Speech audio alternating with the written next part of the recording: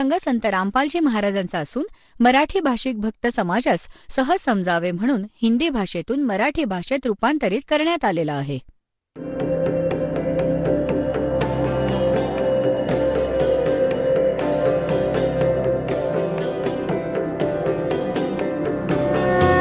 और ज्ञान सब ज्ञान डी कबीर ज्ञान सो ज्ञान और जैसे घोड़ा तोब कायम करता चले मैदान. जगद्गुरु तत्वदर्शी संत रामपालजी महाराजांचे अमृत वचन सर्व पवित्र धर्मांच्या व पवित्र शास्त्रांच्या आधारावर. निस्वार्थ भावाने भगवान शिवाची शिवपुराणाची कथा करत होते. कोणाला मिसगाईड करत नव्हते आपल्या रोजीरोटीसाठी. आणि कथेमधून जी काही दान दक्षिणा मिळायची त्यातूनच त्यांची उपजीविका चालली होती. आणि शिल्लक जी राहत होती जेवणामधून त्याचा ते भंडारा करायचे, साठवत नव्हते. आता काय झालं? अन्य जे दुसरे ब्राह्मण होते, जे रोजीरोटीसाठी कथा सांगत असत, तिथे लोकांनी जाणं येणं कमी केलं. गौरीशंकर यांच्याकडे लोक जास्त येऊ लागले. तर अन्य जे ब्राह्मण होते ते त्यांचा द्वेष करू लागले. ह्या गोष्टीची माहिती मुसलमानांना होती. ह्या काशी शहरात जन्मले होते. तर मुसलमानांनी विचार केला की हा गौरीशंकर हिंदू धर्माचा प्रचार खूप करतो आहे आणि त्याच्या बरोबर हे ब्राह्मण नाहीयेत. आणि त्या गुरूंबरोबरच जनता असायची, ते जे सांगायचे तेच ते करायचे. तर मुसलमानांनी जबरदस्तीने बळपूर्वक आपलं उष्ट पाणी त्यांच्या कपड्यांवर शिडकावलं. त्या गौरीशंकर सरस्वती यांच्या कपड्यांवर घरात त्यांच्या तोंडात टाकलं जबरदस्तीने आणि म्हणू लागले की हे मुसलमान बनले, मुसलमान बनले. आता तो जो विरोधी ग्रुप होता ब्राह्मणांचा, त्यांनी सगळीकडे सांगायला सुरुवात केली की गौरीशंकर मुसलमान झाले, आता तिथे कोणी जायचं नाही, त्यांना अधिकार राहिला नाही आमच्या पुराणांचा आणि ग्रंथांचा प्रचार करण्याचा. गंगेत स्नान करणं सुद्धा बंद करून टाकलं. आता ते विवश झाले. निर्वाहाची समस्या निर्माण झाली. तर त्यांचं नाव ठेवलं, गौरीशंकरांचं नाव ठेवलं नूर अली, ज्याला नीरू म्हणायला लागले. आणि सरस्वतीचं नाव ठेवलं नियामत, त्यांना नीमा म्हणायला लागले. अशा प्रकारे नीमा आणि नीरू या नावानं ते दोघे प्रसिद्ध झाले. निसंतान होते, त्यांना संतान नव्हती. वय जवळजवळ 50 पेक्षा अधिक झालं होतं, 60च्या आसपास. आता गंगेत स्नान करायचे पूर्वी दररोज. आता गंगा स्नान बंद केलं. त्यांच्यासाठी प्रश्न निर्माण झाला. तर त्यांना हळूहळू समजलं की एक सरोवर आहे लहेरतारा नावाचं, आणि त्यात गंगेचंच पाणी पावसाळ्याच्या दिवसात जेव्हा ओव्हरफ्लो होतो दर्या, उसळून उसळून खूप लाटांच्या द्वारे ते पाणी खूप मोठ्या सरोवराचं रूप धारण करतं. ते मग पूर्ण वर्ष खूप छान शुद्ध जल त्यात राहतं. ते दोघेही दररोज तिथं स्नान करून यायचे. रोजीरोटीसाठी, निर्वाहासाठी त्यांनी एक साधासा कारखाना आणला, ज्यात काही खर्च होणार नाही कपडा विणण्याचा. त्यात 4-5 दंडे गाडलेले असतात, जंगलातून तोडून आणलेले, आणि त्यात लोकांकडून सूत घेऊन कापड बनवायची मजुरी घेत असत. तर ज्या कारणामुळे ते कापड विणण्यामुळे ते विणकर नावाने प्रसिद्ध झाले. आता ते निपुत्रिक होते. व्यक्ती तर आपलं समाधान करवून घेते, पण ही भगिनी जी होती तिला समाज टिकू देत नाही. कोणी ना कोणी येतो, विचारतो, अरे भगवंताने अजून मूलबाळ दिलं नाही, एक तरी मूल हवं होतं. मग ती रडत राहते बिचारी, जिला मूलबाळ नसतं. तर असंच एक दिवस कोणीतरी नीमाच्या डोक्यात भरवलं. संध्याकाळी काही बोलणं झालं असेल, तर सकाळी उठून ज्येष्ठ शुद्ध पौर्णिमेला ते एका ब्रह्ममुहूर्तावर स्नानासाठी निघाले. आणि संध्याकाळी कोणी नातेवाईक, कोणी शेजारी त्यांना प्रेरित करून गेला की भगवंताने एखादं मूल तरी द्यायलाच पाहिजे होतं आणि मुलाबाळांशिवाय जीवन तर काहीच नाही, असा आपल्याकडे समज आहे. पण भक्ती मार्गामध्ये यापेक्षा वेगळं ज्ञान आहे. ते वेळ आल्यावर सांगेन, आता एवढा वेळ नाहीये. आता नीरू नीमा दोघे स्नान करण्यासाठी नेहमीप्रमाणे ते निघाले. कुठे? आपल्या त्या नेहमीच्या ठिकाणावर, जिथे ते रोज स्नान करत होते, लहरतारा तलावावर. तिकडून काय होतं की परमेश्वर आपल्या लीलानुसार, गुणानुसार सतलोकातून वेगाने, गतीने, विजेच्या वेगाने तिथून आले. एक प्रकाशाचा पुंज दिसला, प्रकाशाचा गोळा. आणि तिथं एक प्रत्यक्षदर्शी होते, अष्टानंद ऋषीजी.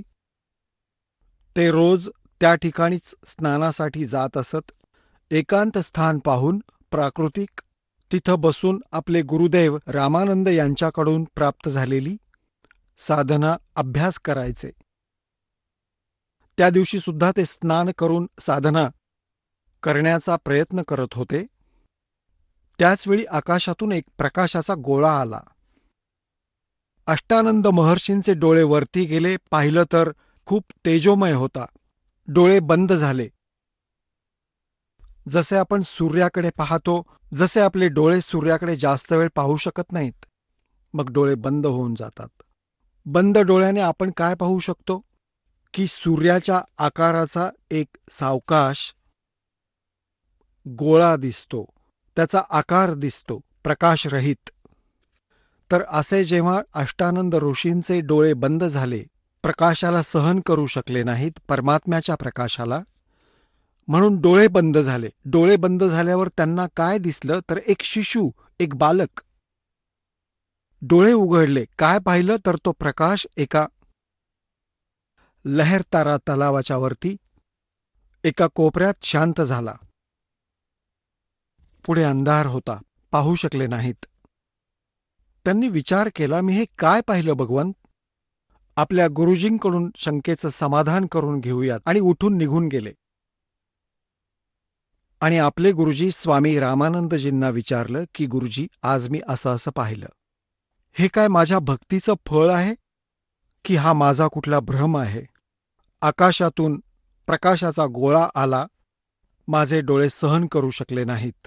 बंद केले तर त्यात एक शिशुरूप दिसलं, बालकाचं.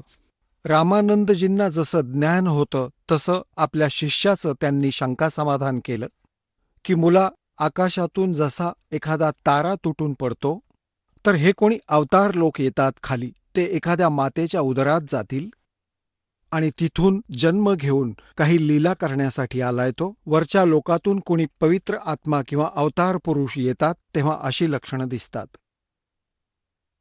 आता अष्टानंदजी तर संतुष्ट झाले. गुरुजींनी त्याच्या शंकेचं समाधान केलं, ते फायनल आहे.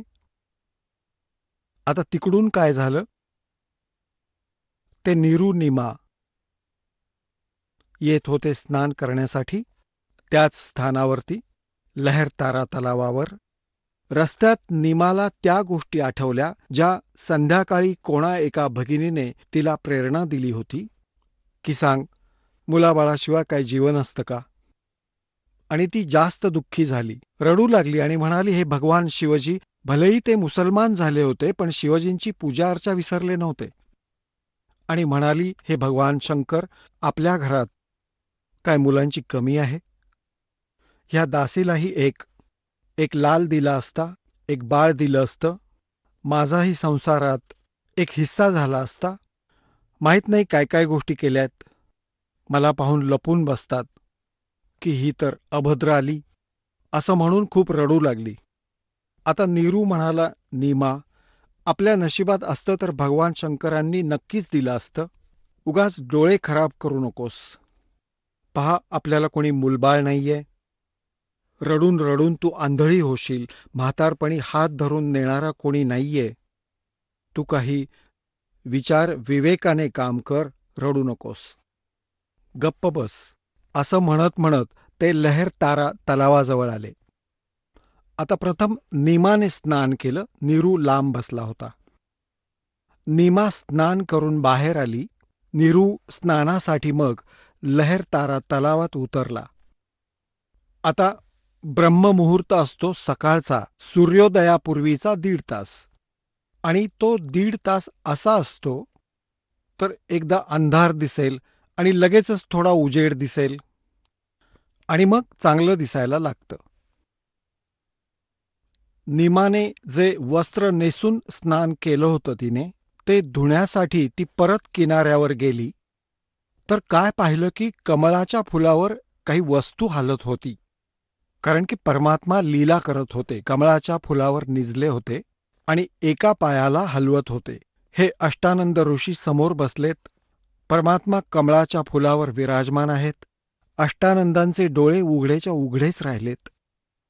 आणि हे आकाशातून प्रकाश येतानाचं चित्र आपण पाहिलं. आता नीमाने काय पाहिलं की एखादा सर्प तर नाहीये, माझ्या पतीला डंख तर करणार नाही. नीट पाहिल्यावर दिसलं की हे तर बालक आहे. आपल्या पतीला, जो बरोबरच स्नान करत होता खोल पाण्यात, त्याला आवाज दिला आणि म्हणाली, पहा, पहा ना हे बाळ, पहा हे बाळ बुडेल, पाण्यात हे बालक बुडेल, कमळाच्या फुलावर ते बालक आहे. आता नीरूने विचार केला की आता ही वेडी झाली आहे मुलाच्या मोहामुळे. आणि पहा, आता तिला पाण्यात सुद्धा बालक दिसतं आहे. हे भगवान, सद्बुद्धी दे दाता हिला. तर स्नान करता करता तो म्हणाला की नीमा, तू तर वेडी झालीयस. तर म्हणाली, नाही हो, बघा ना, खरंच पहा, हे पहा, बाळ बुडेल. आता नीरूने पाहिलं की आज हिच्या आवाजात काही सच्चाई आहे. जिकडे ती संकेत करत होती तिकडे पाहिलं त्याने, तर खरंच एक बालक होतं. तर त्याने मागचा पुढचा विचार न करता पटकन त्याला उचललं, कमळाच्या फुलासकट त्याला उचलून घेतलं आणि आपल्या पत्नीला दिलं. आणि नीमा त्या परमेश्वराला घेऊन बाहेर आली सरोवरातून. आता नीरू स्नान करीत होता आणि नीमाने पाहिलं त्या परमात्म्याचं इतकं सुंदर शरीर, इतका सुंदर चेहरा. आता पुण्यात्म्यांनो, ज्या भगवंताचं नाव घेतल्यावर रोमांच उभे राहतात आणि ज्या परमेश्वरासाठी भक्त भटकत आहेत, लाखो वर्ष, हजारो वर्ष, शेकडो वर्षांपर्यंत तपस्या करतात, तरी परमात्मा मिळाला नाही आणि त्या भगिनीला, नीमाला, तिच्या कुशीत बसला आहे. आता पुण्यात्म्यांनो, बर्फ तर दुरूनच थंड करतो आणि जवळ असेल तर कुठलीच गरमी जवळ येऊ देत नाही. तर संसारातील दुःख भगवंताच्या सहवासात छूमंतर होऊन जातात आणि जेव्हा हे टेन्शन संपून जातं तेव्हा आत्म्याला स्वतःला हलकं हलकं वाटतं. तर परमात्म्याच्या उपस्थितीत हे समाप्त होऊन जातं. तर ज्या मालिकचं नाव घेण्यानं आत्मा गदगद होतो, त्याला ती माऊली लाड करतीये, उराशी कवटाळतीये, त्याच्या तोंडाची पापी घेतीये आणि आभार मानतीये आपल्या भगवान शिवाचं की हे भगवान, हे शंकर भगवान, आजच मी तुम्हाला विनंती केली आणि आजच तुम्ही ती ऐकलीत.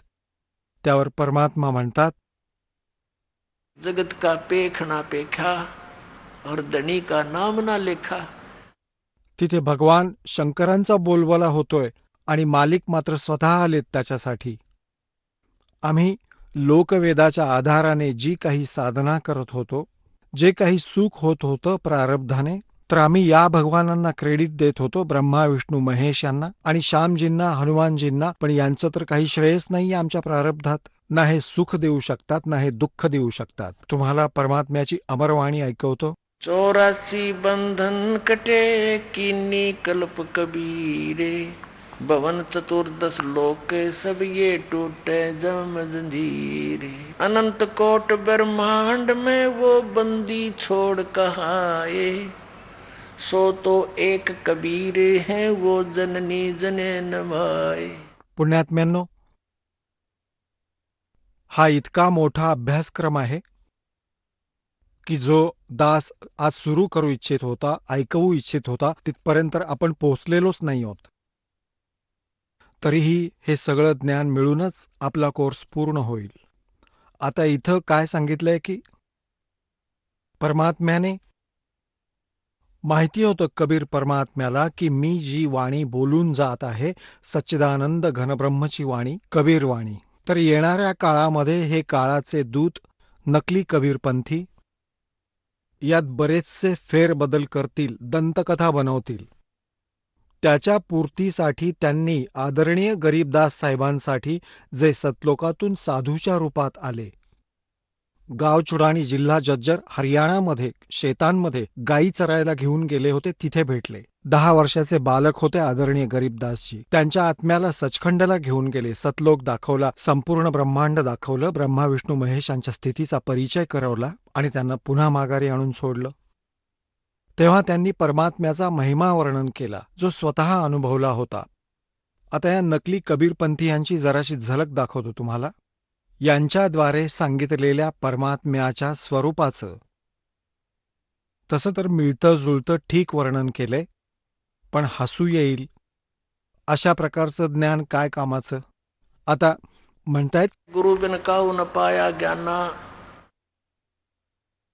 जो थोथा वो छड़े मूड के साना. हा पहा, हा कबीर सागर आहे. ही सच्चिदानंद घनब्रह्मची वाणी आहे ही, आणि लिपिबद्ध केली आहे आदरणीय धरमदास साहेबांनी. आणि खेमराज श्रीकृष्णदास प्रकाशन मुंबई इथून प्रकाशित केलं आहे. आणि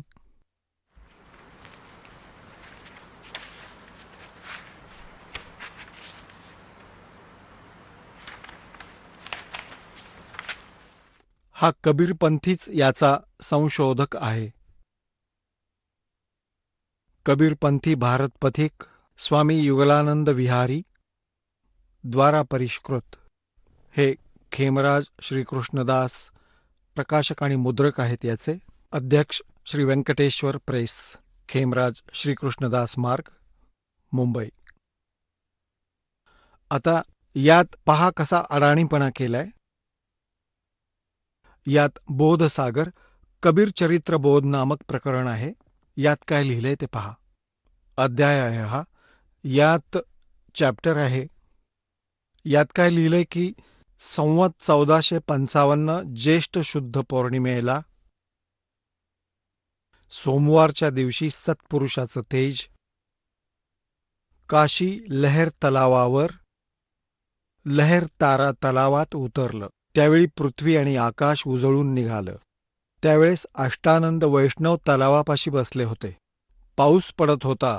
आकाश काळ्या मेघांनी भरून आलं होतं म्हणून अंधार झाला होता व विजा चमकत होत्या. ज्यावेळेस तो प्रकाश तलावात उतरला त्यावेळी तो तलाव झळाळून उठला, प्रकाशमान झाला. तो प्रकाश तलावात जाऊन थांबला आणि प्रत्येक दिशा प्रकाशाने उजळून निघाली. त्या आश्चर्यजनक प्रकाशाला पाहून अष्टानंदजी आश्चर्यचकित झाले. प्रकाश सर्वत्र पसरताच मोर, चकोर इत्यादी नाना तऱ्हेचे पक्षी किलबिलाट करू लागले. अष्टानंदजी जे त्या तेजाला पाहून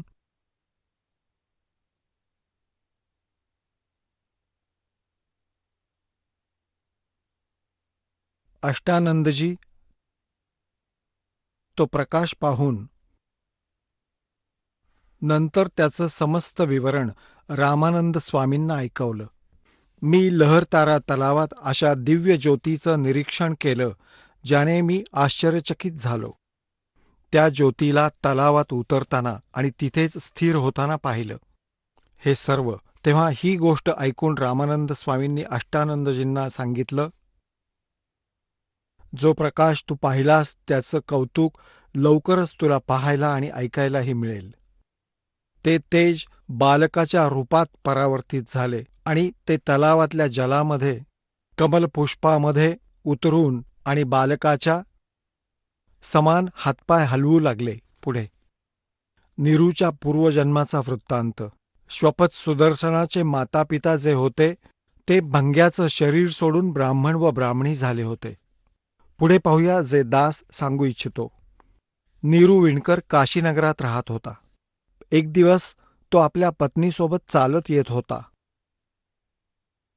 योगायोगाने तो लहरतारा तलावाजवळून चालला होता. त्याच्या पत्नी नीमाला तहान लागली होती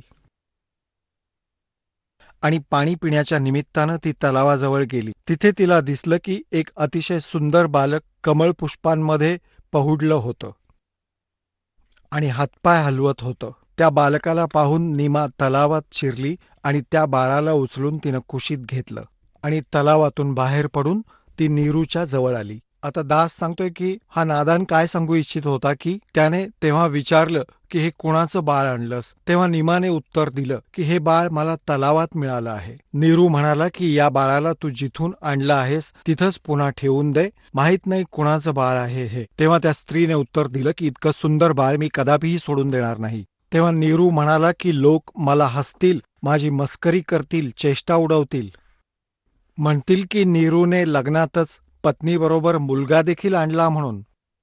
आता यांची नादानी सांगतो की यात काय लिहिलंय ते दाखवतो तुम्हाला. हे काय म्हणू इच्छितात की नीरू पहिल्यांदा आपल्या पत्नीला तिथं घेऊन आला योगायोगाने, आणि तिथे जोरदार पाऊस पडत होता. त्यावेळी मेघगर्जना होत होती आणि विजा चमकत होत्या, जोरात पाऊस पडत होता. अष्टानंदजी स्वामी तिथं बसले होते पावसात, असं लिहितायत. पहा बुद्धी यांची. अष्टानंद तिथे साधना करत होते त्या पावसामध्ये. हा मूर्खपणा आहे. वास्तविक पुण्यात्म्यांनो, ही यांची दंतकथा आहे सत्याला कायम ठेवण्यासाठी, सत्याला वर ठेवण्यासाठी, सत्य कायम ठेवण्यासाठी परमेश्वराने आपले प्रिय आत्मा गरीबदासजींना हे ज्ञान दिलं. तर ते ज्ञान हा दास तुम्हाला देऊ इच्छितो, हे समजून घ्या. आता आदरणीय गरीबदासजींनी स्वतःच्या डोळ्यांनी पाहिलेले, अनुभवलेले ते सत वर्णन केलेलं आहे. जसं तुलसीदासजींनी श्रीरामचंद्रजींचं लाखो वर्षांपूर्वी घडलेल्या घटनांचं आपल्या चौपाईंच्या माध्यमातून जसंच्या तसं वर्णन केलं, आणि जे आज हिंदू धर्मामध्ये या चौपाईंना आधार मानून भगवान श्रीरामांचा महिमा गायला जातो. आता ही एक दिव्यदृष्टी असते. आता जी तुलसीदासजींना दिव्यदृष्टी प्राप्त झाली होती आणि जी गरीबदासजींना प्राप्त झाली, यात खूप अंतर आहे. जसं की एक दुर्बीण असते दूरदर्शी, तिची रेंज असते. एखादी 1 किलोमीटरपर्यंत पण पाहू शकत नाही आणि एखादी लाखो किलोमीटरपर्यंत, त्याहून दूरवरचं. तर तसंच गरीबदासजींनाही परमात्म्याने ती दिव्यदृष्टी दिली होती.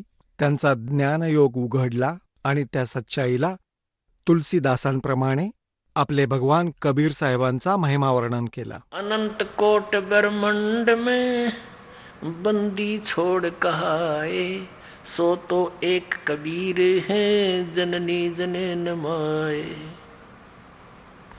शब्द स्वरूप साहेब धनी, शब्द सिंध सब माही, बाहर भीतर रम रहा जहां तहां सब ठाही. जल थल पृथ्वी गगन में वो बाहर भीतर एक, पूर्ण ब्रह्म कबीर हैं वो अवगत पुरुष अलेख. सेवक होकर उतरे इस पृथ्वी के माही, जीव उदाहरण जगत गुरु बार बार बलि जाही. आदरणीय गरीबदास साहेबजी काय म्हणतात की ते दास बनून आले इथं. म्हणतात सेवक होकर उतरे, अवतरित झाले इथं, थेट वरून चालत आले. कुठल्याही माता पित्यापासून त्यांचा जन्म झाला नाही. सेवक होकर उतरे इस पृथ्वी के माँ और जीव उदाहरण जगत गुरु. आम्हा जीवांचा उद्धार करण्यासाठी ते जगद्गुरू. जगद्गुरू म्हणजे पूर्ण विश्वाला तत्वज्ञान देणारे परमात्मा. ते तत्वदर्शी संत रूपात आले. काशी पूरी कष्ट किया वो उतरे अदर अदारे. अदर आधार म्हणजे वरून ते सरळ जसेच्या तसे आले. और मोमिन को मुजरा हुआ वो जंगल में दीदारे. जंगलात दर्शन झालं, लहरतारा तलावामध्ये.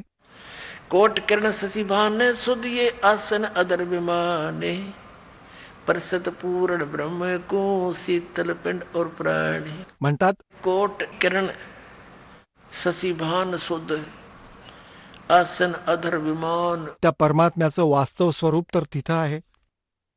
आणि इथं काय सांगतायत? गोद लिया मुख चूम कर हेम रूप झलकनते जगर मगर काया करे जणू दमक पद्म अनंत। परमात्मा आदरणीय गरीबदास साहेबजी म्हणतायत की छोट्याशा बाळाच्या रूपात प्रकट परमात्मा कबीर देव साहेबांच्या शरीरातून इतकं सुंदर तेज निघालं होतं की जसे कोटी कोटी हिरे चमकत आहेत. त्यावेळी जेव्हा नीरूने आपल्या हातात त्यांना घेतलं, मग त्यांनी आपल्या लीलेला समेटलं. आता नीमाने मुलाप्रमाणे प्रथम त्याच्या मुखाचं चुंबन घेतलं, पापी घेतली, छातीशी कवटाळलं. गोद लिया मुख चूम कर हेम रूप झलकनते। इतकं सुंदर शरीर, सफेद शरीर होतं मालिक यांचं, जसं हेम. हेम म्हणजे बर्फ असतं. जसं कपडे घ्यायला जातो, दुकानदाराला म्हणतो की बाबा सफेद दे, आणि तो म्हणतो की पहा स्नो व्हाईट आहे. स्नो व्हाईट म्हणजे बर्फासारखा सफेद. तसंच सांगतायत गरीबदास साहेबजी की गोद लिया मुख चूम कर हेम रूप झलकनते बर्फासारखा सफेद मालिक यांचा चेहरा. जगर मगर काया कर जणू दमक पद्म अनंत। काशी उमटी गुल भया वो मोमन का गरगेर। आता काय झालं? नीरू स्नान करत होता आणि नीमा तिथं परमात्म्याचं दर्शन घेऊन, परमात्म्याला स्पर्श करून, छातीशी कवटाळून आनंदित होत होती. आता नीरू स्नान करून आला आणि त्याने पाहिलं की बाळामध्ये खूप मग्न झाली आहे. त्याने अंदाज लावला की जर आपण या बाळाला घरी घेऊन गेलो तर काशीचे लोक म्हणतील की हे कुणाचं बाळ, कुठून उचलून आणलं तुम्ही? आणि एकतर मुसलमानांमध्ये आपला कोणी मित्र नाही, हिंदूंशी संपर्क राहिलेला नाही, तर हे आपल्याला नगरातून घालवून देतील आणि बाळाला पण हिसकावून घेतील. असा काही विचार करून आपल्या पत्नीला म्हणाला की नीमा, तू ह्या बाळाला इथंच सोडून दे, यातच आपलं हित आहे. नीमा म्हणू लागली की माहीत नाही या बाळाने काय जादू केली आहे, मी सोडू शकत नाही याला, मी प्राणत्याग करेन पण याच्याशिवाय राहू शकत नाही. आता नीरूने पूर्ण आयुष्यात पहिल्यांदाच आपल्या पत्नीवर हात उगारला होता, तिला थोबाडीत मारण्यासाठी, आणि म्हणू लागला की तू जिद्दी झालीयस, हट्टी झालीयस, मी तुझ्या कुठल्याही गोष्टीला आजवर नाकारलं नाही, आणि ते याचसाठी की आपलं संतान नाही, आणि तू जे म्हणत आलीस ते मी स्वीकारत आलो की तुझ्या आत्म्याला दुःख होऊ नये म्हणून. ज्या कारणामुळे तू जिद्दी झालीयस, हट्टी झालीयस, मागचा पुढचा कसला विचार करत नाहीयेस, हे लोक आपल्याकडून बाळ हिसकावून घेतील, नगराबाहेर हाकलून देतील, आणि तू माझं म्हणणं ऐक. तर त्याने असा हात उगारला होता की मारेन तुला, ते ठेवून दे. तर परमात्मा म्हणाले त्या नवजात शिशुरूपामधील की नीरू, तू मला घरी घेऊन चल, तुला काहीही होणार नाही. आता तो घाबरला की हे बाळ कसं बोललं, एकदम घाबरून गेला की कोणी फरिश्ता तर नाही हा, आणि त्याच्यामुळे काही आपत्ती यायला नको. चूप होऊन पुढे निघाला. हे पुण्यात्म्यांनो, हे पाहण्यासाठी लोक दुरून दुरून आले. विचारू लागले की बाळ कुठे सापडलं, तर म्हणाला की लहर तारा तलावातल्या एका कमलपुष्पावर. आता हे काही कुणी फार सखोल विचारलं नाही आणि बाळाची प्रशंसा करू लागले त्याचं सुंदर शरीर पाहून. कुणी म्हणाले विष्णूजींचं रूप आहे, कुणी म्हणाले ब्रह्माजींसारखा दिसतोय सुंदर, कुणी म्हणाले शंकर भगवान आलेत हे दुसरे, कुणी ना कुणी म्हणालं की हा गण उतरलाय, म्हणजे इतकं सुंदर शरीर बाळाचं असू शकत नाही. अशा प्रकारे संपूर्ण काशीत चर्चेचा विषय बनलं. मग काय झालं की 25 दिवसांचे झाले भगवान, आणि काही खाल्लं प्यायलेच नाहीत. त्याने नीमा पुन्हा चिंतेत झाली, तिच्याबरोबर नीरू पण दुःखी झाला. ती म्हणू लागली की हे भगवान शंकर, एकतर हे द्यायला नको होतं, आणि आता ते दिलंय ते तुम्ही परत घेताय. आता हे मरेल आणि त्याच्याबरोबर मी पण मरेल असा विचार केला. तर परमात्मा अंतर्यामी आहेत, त्यांनी शिवजींना प्रेरणा केली. आता शिवजींना जाणीव झाली की हे कोण बरं आपली आठवण काढून रडतंय.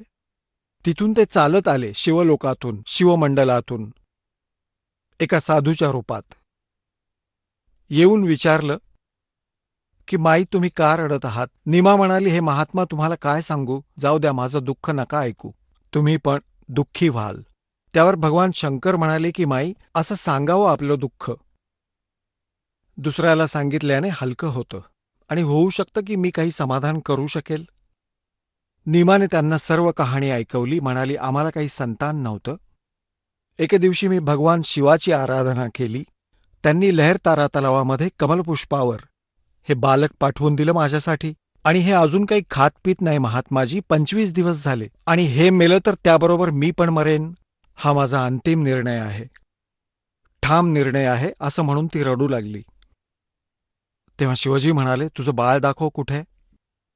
नीमा घेऊन आली बाळाला आणि विचार केला की महात्म्याच्या चरणावर बाळाला ठेवू, काही कृपा होईल, बाळ जगेल. भगवान शंकरांच्या साधू रूपातील चरणावर बाळाला ठेवू लागली. एकदम परमात्मा तिथून उठले ते मूल आणि भगवान शिवजींच्या मस्तकापर्यंतच्या लेव्हलला येऊन आकाशात हवेत असे स्थिर झाले. तेव्हा भगवान शंकरांनी असं केलं आणि त्यांच्या कुशीत ते विसावलं आणि तिथं बराच वेळ त्यांची आपापसात चर्चा झाली. तेव्हा परमात्मा म्हणाली की ह्याला सांगा, नीरूला एक कुमारी गाय घेऊन ये, जिला बैलाचा स्पर्श झालेला नाही, अशी कुमारी गाय, अनटच्ड, आणि ती दूध देईल, तुम्ही आशीर्वाद द्या. भगवान साहेबांनी सांगितलं की बालकाने त्या शिवजींना की महात्माजी तुम्ही ह्या गायीला आशीर्वाद द्या आणि ती दूध देत जाईल. एक कोरं भांडं आणायला सांगा. तर शिवजीने जेव्हा सांगितलं नीरूच्या पत्नीला की तुझ्या पतीला बोलावून आण, तो जाऊन एक गाय घेऊन आला. कुमारी गाय घेऊन आला. एक कोरं भांडं आणलं छोटंसं, धुवून पुसून, आणि भगवान शिवजींनी कमरेवर थाप मारली तर गायीचे स्तन मोठे झाले आणि आपोआप दूध पाझरू लागलं. भांडं भरताच ते थांबलं. तेव्हा शिवजी म्हणाले की ह्या रहस्याला असंच ठेवा, लोकांना सांगू नका. आणि आता हे दूध पिऊ लागेल. त्या दिवसापासून परमात्मा दूध पिऊ लागले. आता पुण्यात्म्यांनो, ही तर परमात्म्याने लीला केली, ते करतातच तसं. आता कबीर परमेश्वरजींनी आपली प्रिय आत्मा धर्मदासजींना म्हटलं होतं की धर्मदासजी, ये वेद मेरा भेद है और मैं ना वेदन के माही, और जौन वेद से मैं मिलूं ये वेद जानते नाही. हे चारही वेद माझ्याच महिम्याचं गुणगान करतायत, परंतु या वेदांमधील वर्णित विधीने मी प्राप्त होत नाही. मैं मिलूं वेदन से नाही, और जौन वेद से मैं मिलूं ये वेद जानते नाही. सूक्ष्म वेदातून मी प्राप्त होईल, त्या तत्वज्ञानाने ज्याचं वर्णन या वेदात नाही. आता तुम्हाला दाखवतो हे चारी वेद काय सांगतायत, कबीर परमात्मा कसा आहे, तो काय लीला करतो, त्यामुळे आपण सहज कसं ओळखू शकतो हु इज गॉड. तुम्हाला दाखवतो एक ऋग्वेद मंत्र, आणि अनुवाद करता देखील हाच आहे. दास असता तर लोक म्हणाले असते की भाई रामपालजींनी कसा अनुवाद केला, संस्कृत येत नाही त्यांना. तर इथे संस्कृत जाणणाऱ्यांकडून भगवंताने सच्चाई लिहून घेतली. यांनी भुलवण्याचा तर प्रयत्न जरूर केलाय, पण सच्चाई थोडीच लपते. हा आहे ऋग्वेद, मंडल नंबर 9-10. महर्षी दयानंद सरस्वती याची फीत लावून ठेवली आहे. प्रकाशक आहेत सार्वदेशिक आर्य प्रतिनिधी सभा, महर्षी दयानंद भवन, रामलीला मैदान, नवी दिल्ली. आणि हे मुद्रक कुठून आहेत? Prince offset printers, 1510 Pataudi house, Daryaganj, नवी दिल्ली. आता यातल्या तुम्हाला 9व्या मंडलातील प्रथम सूक्त सांगतो. सूक्त वाचून आपण पुढे जाऊया. हे 9वं मंडल आहे. यातील प्रथम सूक्त, पहिला मंत्र. इथे पहा, हा सोम म्हणजे परमात्मन, म्हणजे सौम्य स्वभावाचे परमात्मा. परमात्म्याची महिमा चालू आहे. हे यासाठी सांगावं लागतंय की यामध्ये यांनी थोडी हेराफेरी करायचा प्रयत्न केलाय.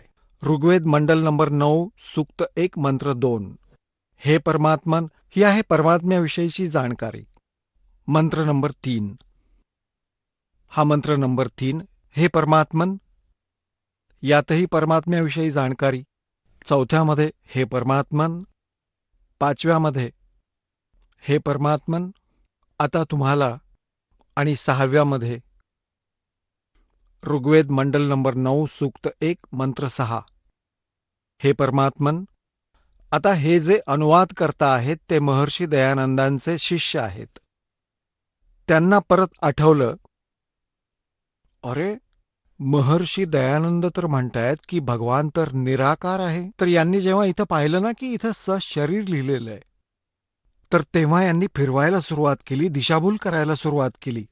कबीर साहेब म्हणतायत, चोर चुरावे तुंबड़ी और गड्ढे पानी में, वो गड्ढे हुआ ऊपर आवे नो सच्चाई छन्नी ना. जसं एका चोराने एकाचा भोपळा चोरला कोरडा, आणि त्याने काय केलं की तो पाण्यात लपवायला गेला आणि तो तर वर येऊ लागला. थोड्याच वेळात वर येऊन चमकू लागला कासवासारखा. पुन्हा पाण्यात दाबतो तर तो पुन्हा वर येई, म्हणजे तो लपवू शकला नाही. तर असंच ह्या ज्ञानचोरांनी चोरी लपवायचा प्रयत्न केला, तो भोपळा दाबायचा प्रयत्न केला, पण ते लपू शकलं नाही. हे पहा, आता हे ऋग्वेद मंडल नंबर 9 सूक्त 1 मधलं आपण 6 तर आपण पाहिलं, हे परमात्म्याचं महात्म्य.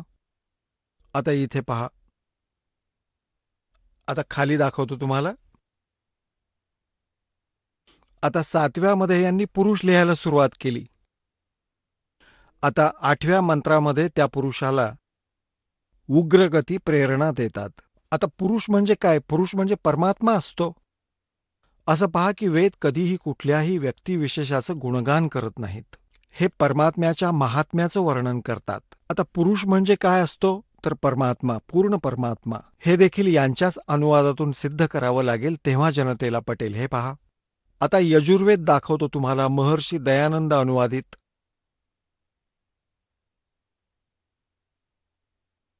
हा तिथूनच प्रकाशित केलेला आहे. हा यांचा अनुवादक आहे महर्षी दयानंद सरस्वती. प्रकाशक हे तेच आहेत. आणि याच्या शेवटच्या मंत्रामध्ये, हे तुम्हाला यापूर्वी दाखवलं होतं, आता पुन्हा दाखवत आहे, प्रसंग वेगळा आहे. हा 40वा अध्याय यजुर्वेदामधला, आणि हा 17वा मंत्र. हा 17वा 40वा अध्याय 40वा अध्याय 17वा श्लोक. आता यात काय सांगितलंय, अनुवाद काय केलाय की हे मनुष्यांनो, जे ज्योती स्वरूप रक्षक माझ्यापासून अविनाशी कारणाने आच्छादित मुखाप्रमाणे उत्तम अंगाचा प्रकाश करतात, जो तो आहे प्राण अथवा सूर्यमंडळात. पुरुष म्हणजे, हे पहा, पुरुष आहे. पुरुष म्हणजे पूर्ण परमात्मा आहे. पुरुष म्हणजे पूर्ण परमात्मा, असा विचार करून. आता आपण ऋग्वेद पुन्हा घेतलाय, यजुर्वेद ठेवून दिला. आता पहा, हा ऋग्वेद आपण पुन्हा घेतलाय, आणि हे पहा, मी जिथे तुम्हाला घेऊन येणार होतो, ऋग्वेद मंडल नंबर 9 सूक्त 1 मंत्र 8 वर घेऊन आलो. मी तुम्हाला 8 वर घेऊन आलो. त्या पुरुषाला, त्या परमात्म्याला, पुरुष म्हणजे पूर्ण परमात्म्याला उग्रगती प्रेरणा करतात. म्हणजे उग्र विपरीत परिस्थिती निर्माण होते तेव्हा भगवान खाली येतात, हाहाकार पसरतो, न्यायभाव काही राहत नाही. तर त्या भासमान शरीराला तो पुरुष परमात्मा प्राप्त होतो. आता पहा पुढे, आणि ज्यामध्ये 3 प्रकारांनी इतरांचं वारण करण्यासाठी, कल्याण करण्यासाठी मधुमय शरीर प्राप्त होतं. म्हणजेच तो परमात्मा 3 प्रकारच्या स्थितींमध्ये सर्वांचं धारण पोषण करतात, वारण करतात. आता या दुसऱ्या स्थितीमध्ये हे वर्णन केलं आहे की जेव्हा हा परमात्मा शिशुरूप धारण करून येतो, शिशु बालकाचं, तर त्यावेळी त्याच्या पालनपोषणाच्या क्रियेचं वर्णन आहे. त्या सोम म्हणजे सौम्य स्वभावाच्या पुरुषाला, म्हणजे पूर्ण परमात्म्याला समजा. यांनी वाकडा तिकडा अर्थ सांगितलाय. हे पहा, पहिल्या मंत्रामध्ये ऋग्वेद मंडल नंबर 9 सूक्त 1 च्या मंत्र 1 मध्ये सोम म्हणजे परमात्मा, परमात्मन, सौम्य स्वभावाचा परमात्मा. सोम म्हणजे परमात्मा, अमर पुरुष असतो. आणि पहा, इथे यांनी घोटाळा करून ठेवलाय. आता ऋग्वेद मंडल नंबर 9 सूक्त 1 मंत्र आपण 9 पाहतोय. त्या सोम म्हणजे अमर पुरुषाला, पूर्ण परमात्म्याला, जो शिशुरूप धारण करून बालक रूप धारण करून कुमारावस्थेत यांचाच प्रथम अनुवाद वाचूया. त्या सौम्य स्वभावाच्या श्रद्धाळू पुरुषाला म्हणजे परमात्म्याला कुमारावस्थेतही सर्व प्रकारच्या अदन्या म्हणजे बिनाधनाई, अभि म्हणजे पूर्ण रूपाने सर्व प्रकारे म्हणजे अनटच्ड, धेनवा म्हणजे गायी तृप्त करतात. पहा किती स्पष्ट सांगितलंय. याचा वास्तविक अर्थ असा आहे की शिशुरूपामध्ये प्रकट झालेल्या अमर परमात्म्याला जेव्हा तो शिशुरूपात असतो तेव्हा कुमारी गायींद्वारा त्याचं धारण पोषण केलं जातं. त्या त्यांना तृप्त करतात. तर पुण्यात्म्यांनो, ही लीला केली कुणी? आजपर्यंतचा इतिहास पहा कुठल्याही देवाचा, कुठल्याही धर्माच्या देवाचा, या कबीर साहेबांना सोडून. तर who is God? Kabir is God. बोलो सतगुरुदेव.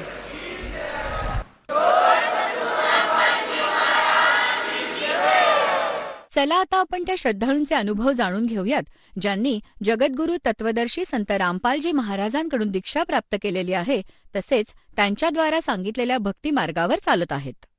नमस्कार. नमस्कार. आपलं नाव? माझं नाव सोनाली मुडघरे आहे. आपण कुठून आलात? मी मोहाडी, तहसील मोहाडी, जिल्हा भंडारा, महाराष्ट्र येथून आलेले आहे. आपण काय व्यवसाय करत आहात? मी फार्मासिस्ट आहे. माझं मेडिकल स्टोअर्स आहे. गेले 15 वर्ष झाले आणि मी माझा व्यवसाय आनंदाने करत आहे. संत रामपालजी महाराजांची गुरुदीक्षा आपण कधी घेतली? संत रामपालजी महाराजांची नामदीक्षा मी 15 ऑगस्ट 2014 यावेळेला घेतली.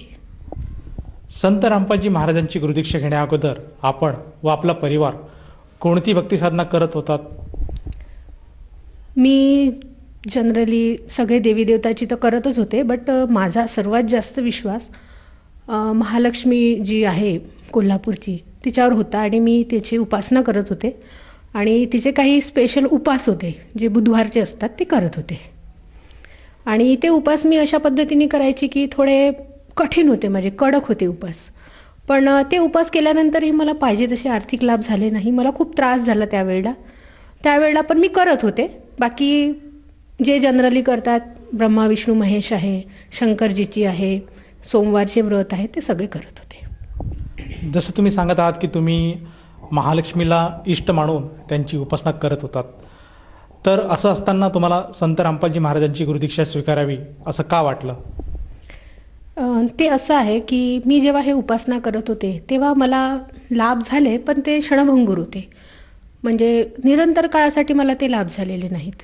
थोड्या वेळासाठी चांगलं वाटायचं, आर्थिक लाभ व्हायचे, मानसिक, शारीरिक, पण काही दिवसांनी परत मला तसेच त्रास व्हायचे. तर मला असं मनात हे वाटायचं की असं का बरं होते? मी एवढी मनाभावातून भक्ती करते, उपासना करते, कडक उपासना करते, मग मला असं का व्हायचं आहे? पण तेव्हा मला प्रश्नाची उत्तरं नव्हती. मग माझं मेडिकल स्टोअर आहे, मी ते नवीन जागेत शिफ्ट करण्याच्या ह्याच्यात होते आणि माझ्या जागेचं बांधकाम सुरू होतं. त्यावेळेला जे इंजिनियर होते त्यांनी ही भक्ती संत रामपालजी महाराजांची घेतलेली होती, पण त्यांनी कधी विषय काढलेला नव्हता माझ्याकडे, कारण त्यांना कधी वाटलं नसावं कधी. पण अचानक एक दिवस मी दुःखात होते, मला खूप त्रास होत होता आणि माझे थोडे आर्थिक अडचणी पण होत्या. तर मी त्यांच्याशी अशीच चर्चा केली की म्हटलं, बघा म्हटलं, मी एवढी भक्ती करते महालक्ष्मी देवीची, दरवर्षी वर्षाला 2दा मी तिथून जाऊन येते, पण मला तिथून आल्यानंतरही थोडे दिवस लाभ होतो आणि परत माझी जशी स्थिती आहे तशीच होते आणि मला मानसिक त्रास भरपूर होतो. तर ते मला म्हणाले की तुम्ही गुरु केला आहे का? मी म्हटलं नाही, मी गुरु कसा करणार, मला आजच्या गुरूंवर विश्वास नाही आहे, कारण सगळ्या गुरूंच्या मागे काही ना काही प्रॉब्लेम्स आहेत. मला असं वाटतं म्हटलं की गुरु असा असावा की जो त्या भक्तांच्याही, म्हणजे भक्तांची पण त्यांना ओढ असावी, शोध असावा, असा गुरु असावा. तो खरा गुरु असेल तर तो माझ्यापर्यंत आलेला असावा असं मला वाटते म्हटलं. असा गुरु मला आजपर्यंत मिळालेला नाही म्हटलं, आणि ह्या बाकी सगळ्या जे आहेत आता गुरु त्यांच्यावर माझा विश्वास नाही म्हटलं. ठीक आहे म्हणे. ते मला म्हटले की तुम्ही ही ज्ञानगंगा पुस्तक आहे ही घ्या आणि ही नक्की वाचा. मी म्हटलं ठीक आहे, मला आध्यात्मिकची ओढ आहे, तर तुम्ही मला पुस्तक द्या, मी वाचते. आणि त्यांनी मला ती पुस्तक दिली. संध्याकाळी 6 वाजता त्यांनी मला पुस्तक दिली आणि मी ती रात्रभर जागून ती पुस्तक वाचून काढली. मग ती पुस्तक वाचल्यानंतर मला असं वाटलं की अरे, आपण तर जे करत होतो ते चुकीचं करत होतो, म्हणूनच आपल्याला लाभ होत नव्हता. म्हणजे आपल्याला औषध घ्यायचं आहे तापाचं आणि आपण घेतोय कफचं, तर मग आपल्याला आराम कसा पडणार? म्हणून मग औषधासारखं ते पुस्तक वाचून काढलं आणि त्या पुस्तकाचं ज्ञान मला कळलं आणि लगेच मी ठरवलं की मी संत रामपालजी महाराजांची नामदीक्षा नक्की घेणार. जसं तुम्ही सांगत आहात की तुम्ही संत रामपालजी महाराजांची नामदीक्षा ही ज्ञानगंगा ह्या पुस्तकाद्वारे आपण ज्ञान ऐकून घेतली, तर या नामदीक्षेमुळे आपल्याला व आपल्या परिवाराला काय काय लाभ प्राप्त झालेत? लाभ असे आहे सर, भरपूर लाभ आहेत. पहिल्यांदाचा लाभ मला असं सांगावासा वाटतो की मला मानसिक जो त्रास होता तो बंद झाला आणि आर्थिक लाभ मला भरपूर झाला, शारीरिक लाभही झाला. दुसरी गोष्ट, मला एक शाश्वत ज्ञान मिळालं, ज्याला काही बेस आहे, ज्याला म्हणजे शास्त्राचं काही प्रमाण आहे. आजपर्यंत जी मी भक्ती करत होते त्याला काही शास्त्राचं प्रमाण नव्हतं. फलाना यांनी सांगितलं, ब्राह्मणाने सांगितलं, फलाना पंडितने सांगितलं, करून टाकलं. नारायण नागबलीची पूजा सांगितली, 2 वेळा केली.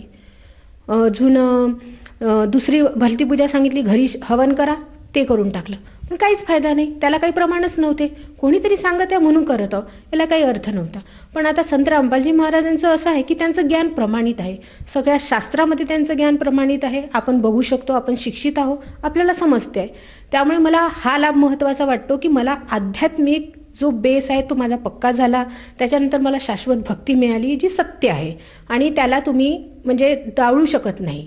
त्याच्यानंतर मला बौद्धिक लाभ भरपूर झाले. मला त्रास होता काही, मला मायग्रेनचा त्रास होता, तो बंद झाला. माझ्या पायाला प्रॉब्लेम होते, पायाला माझ्या म्हणजे छोटे छोटे असे दुखायचे माझे पाय, अचानक दुखून यायचे, ते माझे दुखणे बंद झाले.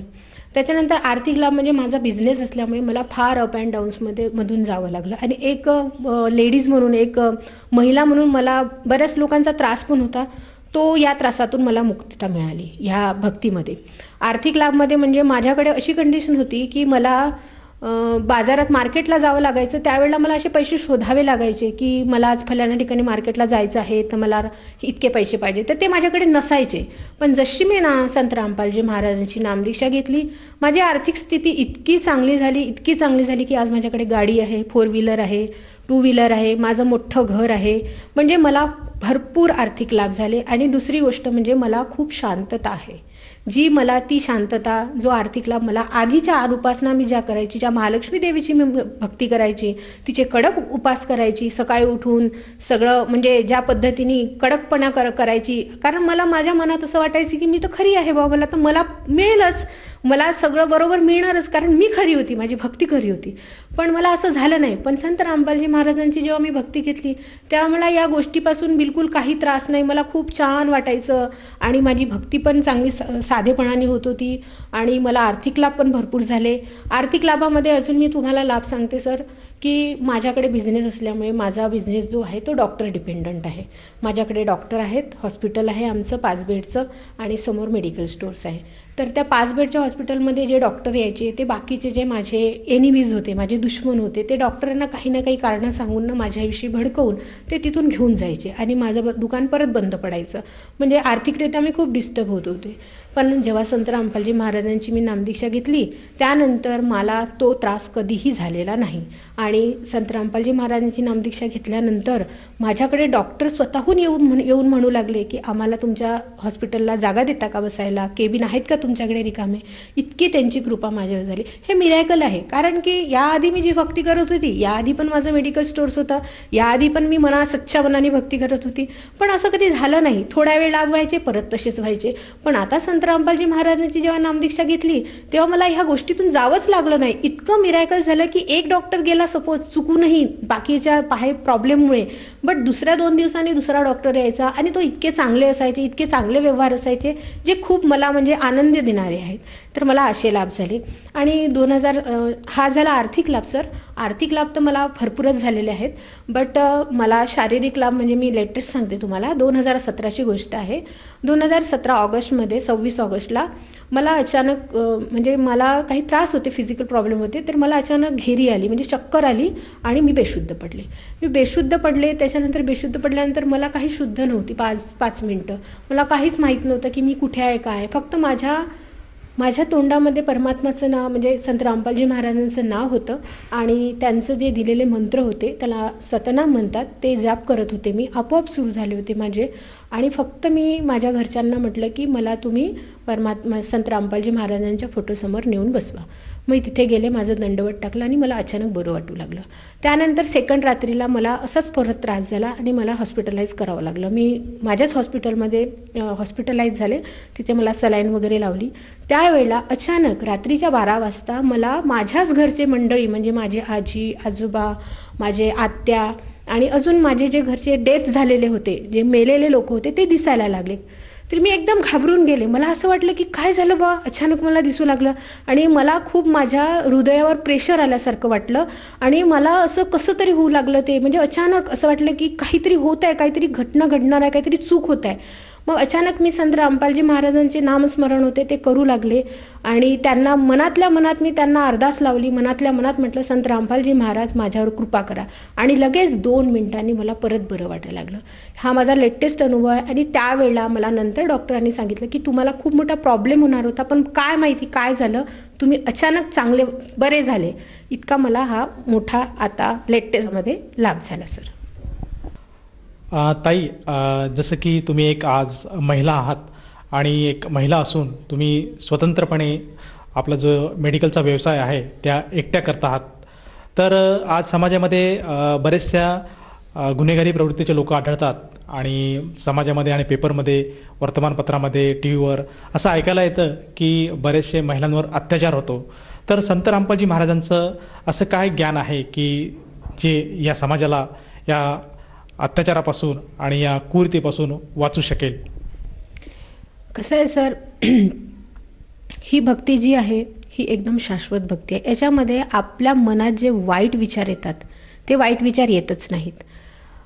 त्याच्यानंतर आज समाजामध्ये, बरोबर म्हटलं तुम्ही, आज समाजामध्ये मुली अगदी असुरक्षित आहे. सुरक्षितता बिलकुल नाही आहे. मला स्वतःला 2 मुली आहेत आणि मी नेहमी चिंतेत असायची. मी जेव्हा ह्या संत रामपालजी महाराजांच्या शरणमध्ये नव्हती तेव्हा मला स्वतःला अशी चिंता सतवायची की माझ्या मुलींचा काही प्रॉब्लेम तर होणार नाही. म्हणजे त्या बाहेर जायच्या तेव्हा मला सतत भीती वाटत राहायची की अरे त्या सुरक्षित तर आहे की नाही आहे, त्याबरोबर घरी येतील की नाही. मला अशी सतत चिंता वाटत राहायची.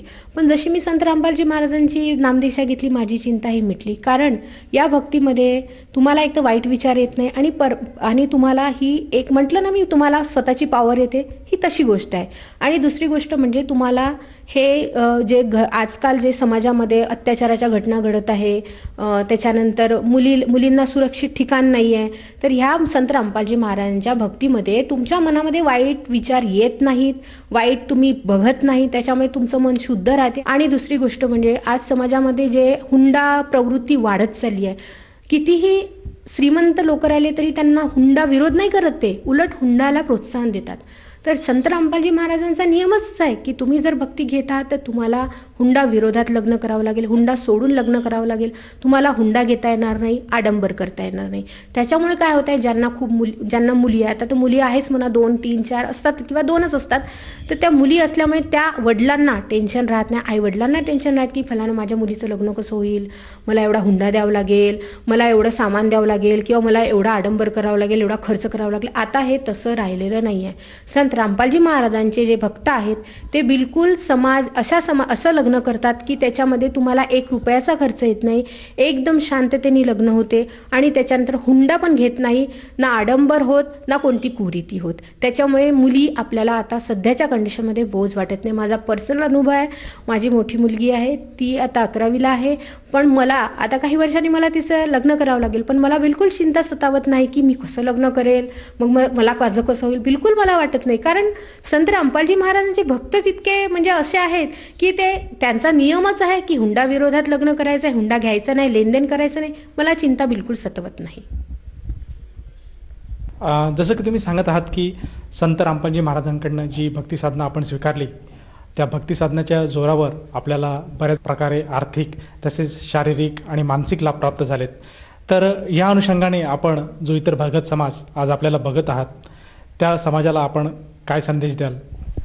संदेश तर मी देणारी कोणी होत नाही सर, मी फक्त प्रार्थना करू शकते. आता सध्या कोविडचं जे धुमाकूळ चाललेलं आहे त्यात कोविडच्या याच्यामध्ये लोक पटापटा मरत आहेत, मुंग्या माकोडेसारखे मरत आहेत. पण या सद्भक्तीमध्ये इतका तुमच्यामध्ये क्षमता येते, कारण ही खरी सद्भक्ती आहे. तुम्ही इतरान उपासना केल्यानंतर तुम्हाला जी शाश्वती येत नाही ती या संत रामपालजी महाराजांच्या भक्तीत येते.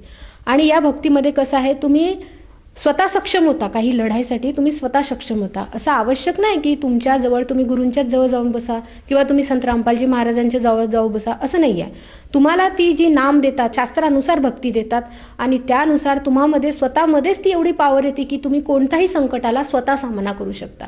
आता ही कोविड-19ची जी आता सध्या लाट सुरू आहे त्याच्यामध्ये सर लोकांना खूप त्रास होत आहे, पण कळत नाही आहे त्यांना. ते फक्त उपासनामध्ये स्वतःला भरकवतात आहे. या देवी देवताच्या मंदिरात जातात, इकडे जातात, मस्जिदीमध्ये जातात, चर्चमध्ये, सगळीकडे जातात, पण त्यांना त्याचा लाभ होत नाही. पण संत रामपालजी महाराजांच्या भक्तीमध्ये इतका लाभ होतो की तुमच्याजवळच तुमची पॉवर वाढते.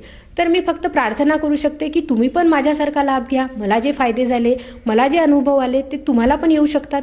फक्त एवढंच आहे याच्यामध्ये की तुम्हाला ती जी उपासना आहे, जी शास्त्र विरुद्ध आहे, ती सोडून ही शास्त्रानुसार भक्ती करावी लागेल, जी संत रामपालजी महाराज अगदी सांगतात आणि तुम्हाला प्रमाणित ज्ञान देतात. आज आपला समाज शिक्षित आहे, आपण शिकू शकतो, वाचू शकतो, आपण समजू शकतो. आपल्याला सोशल मीडियाद्वारे पण आपल्याला बरंचसं ज्ञान प्राप्त होऊ शकते. आपल्याला सगळं माध्यम आपल्याकडे ओपन आहे. तर त्यानुसार तुम्ही ही भक्ती करू शकता आणि आरामात तुम्ही तुमचं पण जीवन सफल करू शकता, जसं मी माझं केलं. जसं तुम्ही सांगत आहात की संत रामपालजी महाराजांची भक्ती ही पूर्णपणे शास्त्रांच्या आधारावर आहे, तर ह्या अनुषंगाने जर एखाद्या भक्ताला किंवा एखाद्या श्रोत्याला संत रामपालजी महाराजांची नामदीक्षा घ्यावयाची असेल तर ती व्यक्ती नामदीक्षा कशी घेऊ शकेल? संत रामपालजी महाराजांची नामदीक्षा घेण्यासाठी आता इझी राहिलं आहे, सगळं काही कठीण राहिलेलं नाही आहे. सगळ्या विविध चॅनलवर संत रामपालजी महाराजांचे सत्संग येतात आणि त्या सत्संगामध्ये संत रामपालजी महाराजांचे फोन नंबर्स दिलेले आहेत. त्या फोन नंबरवर तुम्ही जाऊन त्यांना फोन करू शकता, कॉल करू शकता, बोलू शकता आणि प्रत्येक जिल्ह्यामध्ये, महाराष्ट्रभर जेवढेही जिल्हे आहेत त्या जिल्ह्यामध्ये नामदान स्थळ ओपन केलेले आहेत. त्या नामदान स्थळावर जाऊन तुम्ही नामदीक्षा घेऊ शकता. तसेच फेसबुक आहे, ट्विटर आहे, म्हणजे जेवढे सोशल मीडिया आहे त्याच्यामध्ये संत रामपालजी महाराजांचे ज्ञान आहेत, पुस्तकं वितरित केले जातात, तेही फ्री ऑफ कॉस्ट. तुम्ही फक्त फोन लावायचा, तुम्हाला घरपोच पुस्तक मिळेल आणि त्या पुस्तकामध्ये जे ज्ञान आहे ते वाचून, त्यांचे भक्तांचे अनुभव ऐकून किंवा ते ज्ञान समजून तुम्ही संत रामपालजी महाराजांची नामदीक्षा घेऊ शकता. आणि प्रत्येक जिल्ह्यामध्ये जे नामदान केंद्र उघडले आहे तुमच्या जवळच्या जिल्ह्यामध्ये, तिथे फोन नंबरद्वारे संपर्क साधून तुम्ही नामदीक्षा घेऊ शकता. ताई, जसं तुम्ही सांगत आहात की आज सोशल मीडियामध्ये संत रामपालजी महाराजांचे विविध चॅनल्स चालले आहेत आणि त्याचप्रमाणे टी व्हीवर जो सत्संग येतो आहे त्या टी व्हीवर सत्संगाद्वारे सुद्धा एखादा भगत समाज संपर्क साधून संत रामपालजी महाराजांची नामदीक्षा घेऊ शकतो. मला असं विचारायचं आहे की या नामदीक्षेसाठी किंवा ह्या साधनेसाठी किंवा ह्या अनुग्रहासाठी किती खर्च येतो? लोकांचा खूप गैरसमज आहे, कारण त्यांचाही दोष नाही म्हणा. आतापर्यंतचे जे संत होते किंवा जे गुरु होते ते काही ना काही पैसे मागत होते, पण संत रामपालजी महाराजांचं बघा मिरॅकल कसं आहे. मला पण जेव्हा नामदीक्षा घ्यायची होती त्यावेळेला मला पण हा प्रश्न पडला होता की किती पैसे लागतील गड्या, बट असं नाही झालं. मला अगदी निशुल्क नामदीक्षा मिळाली आणि संत रामपालजी महाराजांची आता पण जिथे पण नामदीक्षा मिळेल ती बिलकुल निशुल्क आहे. त्याला काही ₹1 तुम्हाला लागणार नाही आहे. उलट तुम्हाला ती नामदीक्षा करण्याची जी माळ आहे ती मिळेल, त्याच्यानंतर जे आरतीचे पुस्तक आहेत ते फ्री ऑफ कॉस्ट मिळेल आणि अजून इतर जे सामान येतात ते सगळं फ्री मिळेल. तुम्हाला ₹1 5 पैसे म्हणतो जे आपण ते सुद्धा लागणार नाही आहे.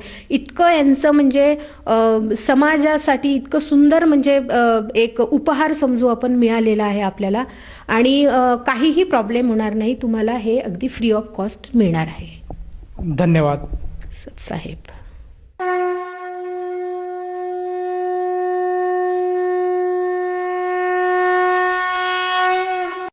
आपण ऐकत होता जगद्गुरु तत्वदर्शी संत रामपालजी महाराजांचे मंगल प्रवचन.